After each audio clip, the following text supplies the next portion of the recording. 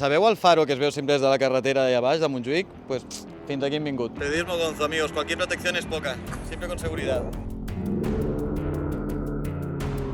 Pujar aquí és una petita odissea. Tu has de venir fins a Can Tunis, fer aquella carretera que es veu allà i llavors agafar una carretereta que puja per aquí, amenaçat per gavines que estan a punt de picar-te el cap i treure't els ulls i després d'un desnivell de 100 metres arribar aquí, al far de Montjuïc, amb aquestes vistes que podem observar. Ho has sentit o no?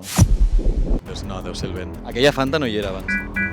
Perquè ens entenguem, quan es va construir aquest far fa més d'un segle, tot això d'aquí baix eren platges, com havia estat sempre als peus de Montjuïc, i quan es va ampliar port per construir la zona franca, la que ja coneixem, el far de Llobregat, que estava al peu del mar, va quedar inútil i es va construir aquest a 108 metres d'alçada per facilitar-ne la seva tasca. Ja fa uns quants anys que el far està abandonat i s'espera un projecte de reforma que no acaba d'arribar. En principi això havia de ser un espai cultural, un museu, hi ha com diverses teories sobre el que això havia de ser i esperem que aquest vídeo serveixi com a crida perquè aquest espai, que al final ha estat el vigia del port durant més de 100 anys, torni a remodelar-se i estigui finalment per l'ús dels barcelonins i barcelonines.